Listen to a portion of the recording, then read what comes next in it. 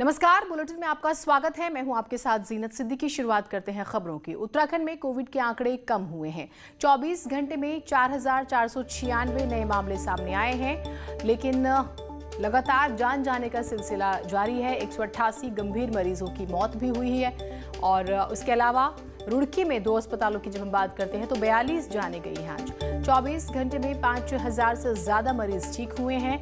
नैनीताल समेत 6 जिलों में टेस्ट की रफ्तार भी सुस्त है।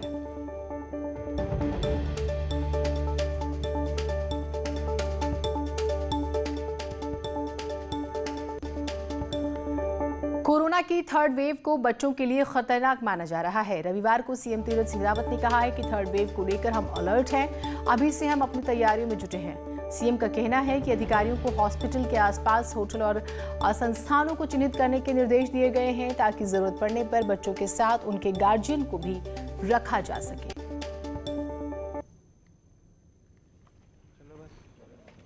देखिए, थर्ड वेव के लिए हमने अभी से तैयारियां कर ली हैं और उसके लिए पर्याप्त मात्रा में हम लोगों ने ऑक्सीजन, वेंटिलेटर और सभी पीपी किट से लेकर के और इवन हॉस्पिटल के आसपास जो होटल्स हैं और संस्थान होंगे उनको भी हमने टीएम और सीएमओ को कह दिया कि उनको आप तत्काल अभी से ही बुकिंग कर लें और जिससे कि तत्काल कोई ऐसी बात आती है तो बच्चों को वहाँ एडमिट किया जाए।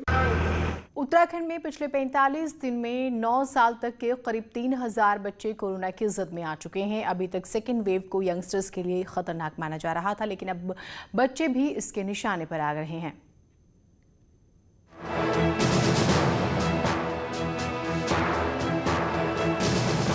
उत्तराखंड में कोरोना की सेकेंड वेव में सबसे ज्यादा 30 से 39 साल तक के लोग संक्रमित हो रहे हैं। महज 1.5 महीने में ही ये इस एज ग्रुप के 43,000 पेशेंट्स आ चुके हैं, लेकिन चिंता अब छोटे बच्चों को लेकर भी बढ़ने लगी है। सरकारी आंकड़ों के मुताबिक 2020 में 9 साल तक के 2,131 बच्चे संक्रमित हुए थे, लेकिन इस साल सिर्फ 45 दिन में ही 2,938 बच्चे पॉजिटिव हो चुके हैं। पिछले 10 दिन में ये रफ्तार और तेज हुई है और इसने डॉक्टर्स की भी चिंता बढ़ा दी है। यंगेस्ट एज ग्रुप जो 12 से लेके 18 तक का जो ग्रुप है उसको ज़्यादा अफेक्ट होने वाली ऐसा वेरिएंट लग रहा है जो डिटेक्ट हुआ है। तो इसलिए थर्ड वेव में ये आशंका व्यक्त की जा रही है कि इस ग्रुप में सबसे ज़्यादा इन्फेक्शन होगा और उसके लिए सबको अलर्ट कर दिया गया और उसी हिसाब से हॉस्पिटल में तैयारी की जा रही है। जो बच्चे भर्ती हुए हैं वो एक बच्चों में इसका जो कोविड-19 महामारी का दुष्प्रभाव है, जिसको हम मल्टी सिस्टेमिक इन्फ्लेमेटरी सिंड्रोम भी कहते हैं, उसका असर बहुत ज़्यादा बच्चों में नहीं देखा गया। बच्चों के संक्रमित होने के पीछे परिजनों का होम आइसोलेशन में होना भी बड़ी वजह माना जा रहा है। अच्छी बात यह है कि बच्चों में वायरस की घातकता फिलहाल कम दिखाई दे रही है, लेकिन चुनौतियां बरकरार हैं, तैयारियां भी जारी हैं। न्यूज़ 18 के लिए देहरादून से सुनील नवप्रभात की रिपोर्ट। प्रदेश में 18 मई से 1 हफ्ते का और कोविड कर्फ्यू लगाने की तैयारी है। मुख्यमंत्री तीरथ सिंह रावत ने संकेत दिए हैं कि इसे 25 मई तक बढ़ाया जा सकता है। रविवार को मुख्यमंत्री ने कहा है कि हम कोविड कर्फ्यू को हफ्ते भर के लिए बढ़ाने पर विचार कर रहे हैं। ब्लैक फंगस पर मुख्यमंत्री ने कहा है कि ऐसा एक मामला संज्ञान में आया है, लेकिन उसके लिए हम लोग मामले की तह तक जा रहे हैं। कर्फ्यू हम लोग जो कोविड कर्फ्यू जनता कर्फ्यू मैं कहूँगा, तो इसको हम लोग फिर आगे हो सकता है कि 7 दिन तक के लिए और आगे बढ़ाएंगे। हेमकुंड संस्थान के द्वारा मुख्यमंत्री तीरथ सिंह रावत की अगर हम बात करें तो स्वयंसेवी संस्थाओं, औद्योगिक घरानों से की गई अपील रंग लाने लगी है। रविवार को ही हेमकुंड फाउंडेशन ने भी 50 dual oxygen concentrator, 50 oxygen cylinder समेत रसद की खेप चमोली और उत्तरकाशी जिलों के लिए भेजी है। हेमकुंड फाउंडेशन के 15 टेक्निकल एक्सपर्ट्स भी इस दौरान उत्तराखंड में ही रहेंगे।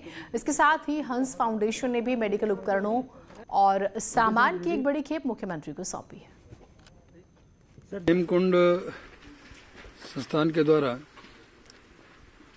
अभी जो इन्होंने सौंपुर्द किया चमोली जिला और उत्तरकाशी जिले के लिए ऐसे 50 ऑक्सीजन कॉन्सेंट्रेटर और ऐसे 60 ऑक्सीजन सिलेंडर ये आए हैं। पहले आज हम यहाँ पे करीब 100 कॉन्सेंट्रेटर्स और सिलेंडर साथ में 50 लेकर आए हैं। एंड अभी हम टीम्स बना चुके हैं। एक टीम जाएगी उत्तरकाशी, एक टीम जाएगी चमोली। एंड ये लोग वहाँ पे रहेंगे जब तक नीड है। साथ में मेडिकल सप्लाईज, मेडिसिन, खाना पीना सब हम लेकर जा रहे हैं। नैनीताल में शहरी विकास मंत्री ने बंद पड़े वैक्सीन सेंटर के साथ बीडी पांडे और कोरोना सेंटरों का निरीक्षण किया है। इस दौरान मंत्री बंशीधर भगत पत्रकारों के सवालों पर आपा खो बैठे। ग्रामीण इलाकों में दिक्कतों के सवाल पर वो तो झल्ला गए। पत्रकारों से ही कहने लगे कि कोई मामला हो सामने लाओ, फिर कार्रवाई करेंगे।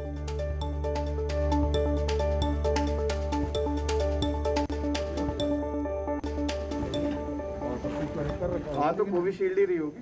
तो ये कोई बोलने का तरीका है? सुनिए, नहीं वही हम हमसे बोलो। सर आक्रोश है जनता में। आक्रोश तो हम झेल रहे हैं, जितना कोई शायद नहीं झेल रहा हो। सुबह से शाम तक झेल रहे हैं। हमें ग्रामीण क्षेत्र में भी टेस्टिंग की बात कही है और एसडीएम साहब ने कहा भी कि जहाँ से जो सूचना आती है हम तुरंत वहाँ करते हैं। किसी किट से गायब था ऐसा कोई है उदाहरण? बताइए, उदाहरण बताइए। सीएमओ साहब 90% बुलाइए। हर गांव से ये खबर आई। नहीं, आप बताइए ना कौन से उसमें। सीएमओ के आप गांव वालों से खुद पूछ लीजिएगा कि कहाँ पे। नहीं, आप बात कर रहे हैं तो आप बताओ ना कि कहाँ। हरिद्वार के कोविड अस्पतालों में लगातार मिल रही व्यवस्थाओं और ओवर रेटिंग की शिकायतों के बाद जिलाधिकारी ने 19 कोविड अस्पतालों के औचक निरीक्षण के लिए 3 फ्लाइंग स्क्वाड्स टीमों का गठन किया। ये टीमें डॉक्टर, पुलिस अधिकारी और राज्य कर विभाग के अधिकारी को साथ रखकर बनाई गई हैं। जिलाधिकारी सी रविशंकर ने बताया है कि तीनों टीमें रोजाना कोविड अस्पतालों का औचक निरीक्षण करेंगी और इलाज की गुणवत्ता, सुरक्षा और निजी अस्पतालों में मरीजों के परिजनों से वसूले जा रहे चार्ज जैसे बिंदुओं पर जांच करेंगी। हाल ही में हरिद्वार के 500 बेड वाले बाबा बर्फानी अस्पताल में कोरोना से हुई 65 मौतों के आंकड़ों को छुपाने की बात भी अब सामने आ रही है। स्क्वाड है वो औचक निरीक्षण हर रोज हर हॉस्पिटल को करेंगे। उसमें जो है प्रत्येक पेशेंट को क्या क्लिनिकल मैनेजमेंट प्रोटोकॉल जो एम्स और आईसीएमआर ने जो बताया है उसी प्रकार का ट्रीटमेंट मिल रहा है या नहीं करके देखेंगे। पेशेंट का रिव्यू करेंगे, कितना बेड खाली है ये भी देखेंगे, ऑक्सीजन का ऑडिट करेंगे। ये सारा चीज़ें जो है डॉक्टर करके आएंगे। टैक्स ऑफिसर का निर्देश ये है कि वो जो रेट्स का जो कलेक्ट हो रहा है प्राइवेट हॉस्पिटल्स में उसका जो है अप्रूव्ड रेट्स के अधीन है या नहीं करके इसको देखेंगे। इन केस अगर उसका उल्लंघन हो रहा है तो उसमें कार्रवाई होगी। और अटल आयुष्मान कार्ड का जो है एक्सेप्ट कर रहे हैं या नहीं हो रहा है वो उसको देखेंगे। और जो पुलिस ऑफिसर हैं वो हॉस्पिटल का जो सिक्योरिटी के पॉइंट ऑफ व्यू से भी देखेंगे। अल्मोड़ा के गांव में कोरोना के मरीज तेजी से बढ़ रहे हैं। इसकी वजह है लोगों में कोरोना को लेकर डर और अफवाह।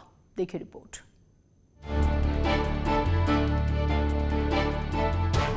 अल्मोड़ा के ग्रामीण इलाकों में भी कोरोना का प्रकोप देखने को मिल रहा है। जिन भी गांव में स्वास्थ्य विभाग की टीम कैंप लगाकर जांच कर रही है वहीं कोरोना संक्रमित मरीज मिल रहे हैं।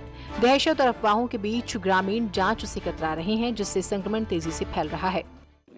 गांव में ये हो रहा है कि जैसे सर्दी जुकाम या बुखार हो रहा है तो पहले वो खुद ही अपना इलाज कर रहे हैं इधर उधर से पूछ के। उनको ये लग रहा है कि अगर मैं जांच कराने आऊँगा पॉजिटिव निकल जाऊँगा फिर क्या होगा मेरा, इसलिए वो वहीं से देर कर दे रहे हैं। तब ज़्यादा केसेस बढ़ रहे हैं और तब तक और लोगों में वो स्प्रेड कर रहे हैं उसको। ग्राम प्रधान भी अब लोगों से अपील कर रहे हैं कि वो कोरोना जांच से घबराए नहीं। साथ ही उन्होंने सरकार से गाँव में कैंप लगाने की भी मांग की।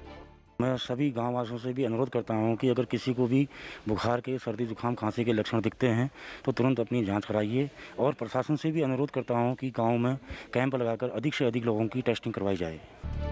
कोरोना को लेकर अगर ग्रामीण जागरूक नहीं हुए तो आने वाले दिनों में इसका प्रकोप खतरनाक हो सकता है। क्या स्वास्थ्य विभाग लोगों को जागरूक कर पाएगा? अल्मोड़ा से किशन जोशी के साथ bureau report, news 18 network. Corona की वजह से प्रदेश का टूरिज्म, अगर हम डिपार्टमेंट की बात करें, पूरी तरह से पटरी से उतर चुकी है। इससे जुड़े लोगों के लिए कांग्रेस ने सरकार से आर्थिक पैकेज की मांग की और देहरादून में एक दिन का सांकेतिक उपवास किया। प्रदेश अध्यक्ष प्रीतम सिंह ने कहा है कि 4 धाम यात्रा स्थगित होने से पर्यटन व्यवसाय ठप हो गया है और इससे जुड़े लोगों के सामने आर्थिक संकट खड़ा हो गया है। पौड़ी और रुद्रप्रयाग, 2 जिलों के प्रभारी कैबिनेट मंत्री हरक सिंह रावत ने रविवार को दोनों जिलों के लिए गुजरात से मंगाए गए 250 ऑक्सीजन सिलेंडर्स का ट्रक जो है वो रवाना किया। और कोविड जैसी महामारी के मद्देनजर पहाड़ों में ऑक्सीजन सिलेंडर की कमी एक बड़ी समस्या बन रही है। हरक सिंह ने बताया कि अगले 3 दिन में 250 ऑक्सीजन सिलेंडर की एक और खेप आएगी। काऊ भाई उमेश शर्मा जी जो विधायक रायपुर ने 200 सिलेंडर मंगाए थे, तो मैंने इनसे कहा कि भाई उन लोगों को मुझे भी अपना एड्रेस दो, और हमने लगातार कोशिश की और 500 सिलेंडर हमने उन लोगों से, जिसमें मल्होत्रा है, राजीव और अनिल बजाज है, अपने बम्बई के साथियों से नुकुल मल्होत्रा, उनसे हमने बातचीत की और उनको पैसा ट्रांसफर किया। टिहरी में जिला प्रशासन ने THDC हाइड्रो इंजीनियरिंग कॉलेज में एक मॉडल क्वारंटीन सेंटर बनाया है, जहां पर कोरोना मरीजों के मनोरंजन के साथ ही उनका मनोबल बढ़ाने के भी इंतजाम किए गए हैं। 450 बेड के इस सेंटर में 100 ऑक्सीजन बेड की भी व्यवस्था है। मरीजों को भजन कीर्तन के जरिए उनका मनोबल बढ़ाने की कोशिश की जा रही है, जिससे उनकी रिकवरी जल्दी हो सके।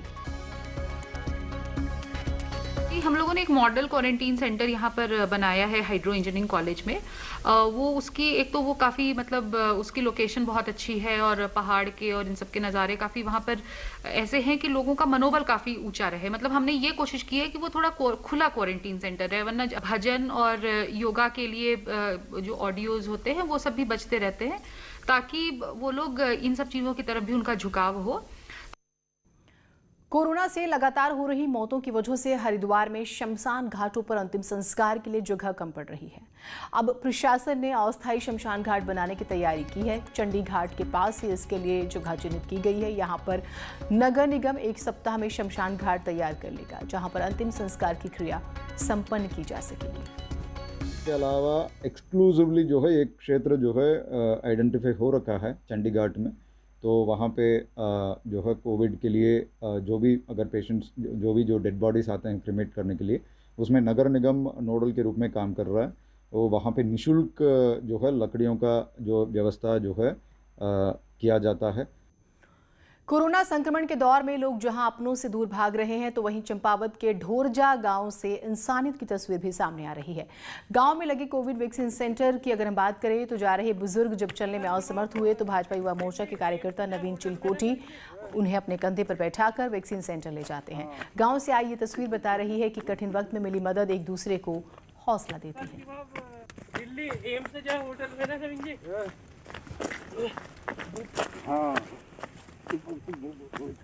उत्तरकाशी में भी इन दिनों पुलिस कोरोना महामारी मरीजों के लिए देवदूत बनकर सामने आ रही है और पुलिस मरीजों की हर संभव मदद कर रही है। आज थाना प्रभारी पुरोला प्रदीप तोमर के पास चक्राता के कोटा गांव से सूचना मिली है कि 75 साल के बुजुर्ग कोरोना पॉजिटिव हैं और उनको ऑक्सीजन की जरूरत है। खबर पर चौकी प्रभारी एम्बुलेंस और ऑक्सीजन सिलेंडर लेकर तुरंत गांव पहुंचे और कोरोना मरीज को ऑक्सीजन सिलेंडर की सुविधा मुहैया कराई। हाँ देखिए, आज 112 के माध्यम से हमें सूचना प्राप्त हुई। पहले तो ग्राम पोरा से सूचना प्राप्त हुई कि वहाँ पे एक सुरेंद्र जी हैं कोई, और 55 वर्षीय उनकी उम्र है और उनको वो कोरोना पॉजिटिव है और उनको जो ऑक्सीजन लेवल उनका बहुत कम हो गया है और सांस लेने में बहुत तकलीफ हो रही है। तो इस सूचना पर तत्काल मेरे द्वारा यहाँ पर डॉक्टर पंकज हैं, उनसे संपर्क करके और उनकी मदद से एक ऑक्सीजन सिलेंडर की व्यवस्था की गई।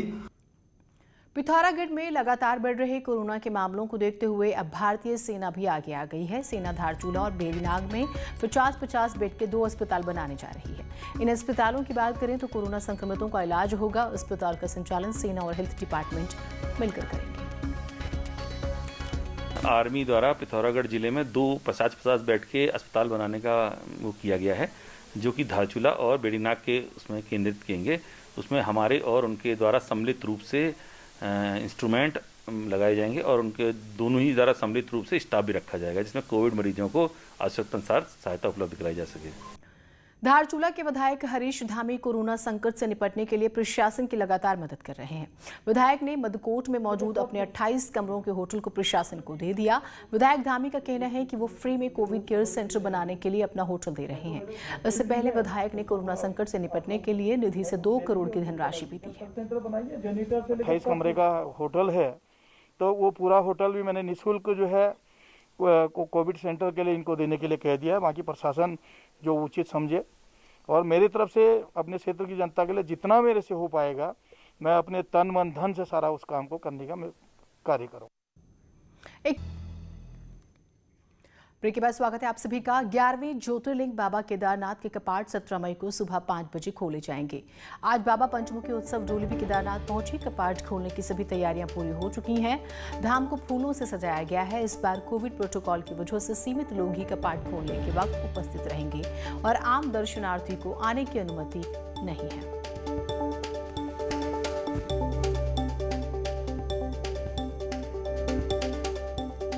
तो सुबह 5 बजे कपाट खोले जाएंगे। तो 11वें ज्योतिर्लिंग बाबा केदारनाथ के कपाट 17 मई को सुबह 5 बजे खोले जाएंगे। बाबा पंचमुखी उत्सव डोली भी केदारनाथ पहुंची। कपाट खोलने की सभी तैयारियां पूरी हो चुकी हैं। धाम को फूलों से सजाया गया है। तकरीबन देखिए तस्वीरें भी जो है हम कुछ आपको दिखा रहे हैं सजावट की। इस बार कोविड प्रोटोकॉल की वजह से सीमित लोग ही कपाट खोलने के वक्त वहां पर उपस्थित रहेंगे। वे ज्योतिर्लिंग भगवान श्री केदारनाथ जी के कपाट 17 मई को खुलने जा रहे हैं। उसी को लेकर लगभग कुछ तैयारियां पूरी हो चुकी हैं और भगवान की चल विग्रह डोली श्री भगवान केदारनाथ जी में पहुंच चुकी है। तो भगवान बद्री विशाल के कपाट 18 मई को खुलने जा रहे हैं। इसको लेकर आज जोशीमठ स्थित नरसिंह मंदिर से आदि गुरु शंकराचार्य की पवित्र गद्दी के साथ ही घड़ा तेल कलश बद्रीनाथ धाम के लिए रवाना हुआ। ये कलश बद्री मंदिर पांडुकेश्वर पहुंचा। यहां से कल पूजा अर्चना के साथ ही बद्रीनाथ धाम के लिए रवाना होगा, जहां 18 मई को सुबह 4:15 पर भगवान बद्री विशाल के कपाट खोले जाएंगे। भगवान की पारंपरिक तैयारियां बिल्कुल अपने स्तर में चल रही हैं। ठीक मुहूर्त में नरसिंह पूजन होके और डोली बद्रीनाथ के लिए चल पड़ी है। ठीक मुहूर्त में और पांडुकेश्वर और बद्रीनाथ हम पहुंच रहे हैं। भगवान के कपाट खोले जाएंगे। खोलते ही सबसे पहले यही निवेदन होगा कि सर्वे भवन्तु सुखिनः, सर्वे सन्तु निरामयाः, सर्वे भद्राणि पश्यन्तु, माँ कश्चित् दुःख भाग् भवेत्। संसार से बीमारी मिट जावे और लोग तड़प रहे हैं आपके दर्शन के लिए, लोग दर्शन के लिए आवें, यही निवेदन होगा। पंच केदार में शामिल चौथे केदार भगवान रुद्रनाथ के कपाट 17 मई को खोले जाएंगे। भगवान रुद्रनाथ की डोली आज गोपेश्वर से रुद्रनाथ धाम के लिए रवाना हुई, जो देर शाम रुद्रनाथ धाम पहुंची और कल सुबह विधि विधान के साथ भगवान रुद्रनाथ धाम के कपाट खोले जाएंगे। पूरे देश में यहीं पर भगवान शंकर के एकानंद स्वरूप के दर्शन होते हैं।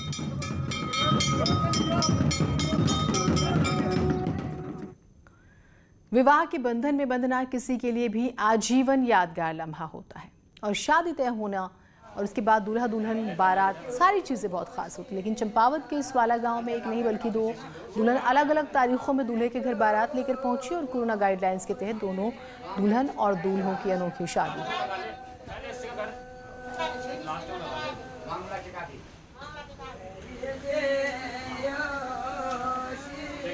दरअसल बीते मंगलवार 11 मई को स्वाला गांव में एक साथ 47 लोग कोरोना पॉजिटिव हुए, जिसके बाद प्रशासन ने गांव को कंटेनमेंट जोन घोषित किया। लेकिन इसका असर सीधे गांव के उन परिवारों पर पड़ा जिनके परिवार में शादी थी। 12 मई को पुनाबे गांव और 14 मई को लोहाघाट के चौड़ी गांव ये बारात जानी थी। ऐसे में प्रशासन और परिजनों ने तय किया कि दूल्हे के बारात ले जाने की जगह दुल्हन पक्ष को कोरोना गाइडलाइंस के तहत दूल्हे के घर पर आना होगा शादी के। तो कोरोना काल में बहुत अलग अलग तरह की चीजें हो रही हैं। देवप्रयाग में लोग इन दिनों दूषित पानी की सप्लाई से परेशान हैं। जल संस्थान द्वारा सप्लाई किए जा रहे दूषित पानी से लोगों में बीमारी फैलने की भी आशंका हो गई है। स्थानीय लोगों के मुताबिक पिछले 1 सप्ताह से दूषित पानी की सप्लाई हो रही है, लेकिन जल संस्थान कोई ध्यान नहीं दे रहा है। बहुत सारी दिक्कतें हो रही हैं। सारा पानी गंदा आ रहा है। उसके बाद से यहाँ रिफाइनरी की कोई व्यवस्था नहीं है। गंदे पानी की वजह से लगातार बीमारी की संभावना बनी हुई है। किसी को डायरिया हो सकता है, उल्टी, दस्त, बुखार, ये कोविड जैसे लक्षण हो सकते हैं। मतलब लोग ये समझ सकते हैं कि उन्हें कोविड हो रहा है। ये सब जल संस्थान द्वारा सप्लाई किया जा रहा है, जो कि हम लोगों के लिए बहुत घातक है और बीमारियों की जड़ घर घर में पहुंचाई जा रही है। गंदा पानी आ रहा है स्रोत से, तो सप्लाई न किया जाए। नैनीताल में पहाड़ी फलों की फसल तैयार हो चुकी है, लेकिन कोरोना कर्फ्यू की वजह से खरीदारों की कमी की वजह से किसान परेशान है।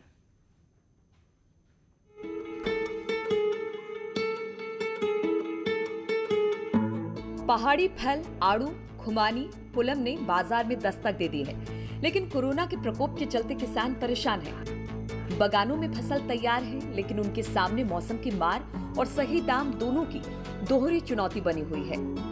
तो काश्तकार तो खैर अपने लगन में तो लगा है, लेकिन क्या करता है ऊपर वाले देने वाले की हंसने वाली बात है। और कुछ नहीं, कोरोना सबसे महासंकट आ गया इसमें, इसने परेशान कर दिया काश्तकार। एक काश्तकार नहीं, उतना हर जगह जो भी काश्तकार है परेशान है। 15 दिन की कमाई में साल भर खाना है आदमी ने, और आपदाएं ऐसी हैं, आप देख ही रहे हैं कि अभी की आपदा, अभी से 3 दिन पहले, अभी 11-12 तारीख को जो आपदा आई, सारा पानी मलबा खेतों में घुस गया। आप देख के आ रहे हैं, पूरी रिपोर्टिंग करके आप आ रहे हैं, ये ऐसी चीज़ है। हम तो शासन से यही प्रार्थना करते हैं कि भैया कम से कम मंडी की स्थिति तो ठीक ठाक कर दें। उसमें किसान अपनी फसल हल्द्वानी, दिल्ली, मुंबई की मंडियों में भेजते हैं, जिसमें काफी खर्चा होता है, लेकिन उनका लागत मूल्य भी मिलना मुश्किल हो रहा है। रेट तो सर अब क्या मिलता है, ये तो काश्तकार को तो कभी मिलता नहीं है रेट इस टाइप से। जो भी हुआ अपनी मेहनत का भी निकल ही जा रहा है, लेकिन वो रेट जो नहीं मिलता, जो बीच के बिचौलिए इनको मिलता है ना बेनिफिट, और हम लोगों को कहाँ मिलता है। बहरहाल कोविड कर्फ्यू के साथ आए दिन बंद मंडियों ने किसानों के आगे नुकसान का संकट खड़ा कर दिया है, जिससे किसान परेशान है।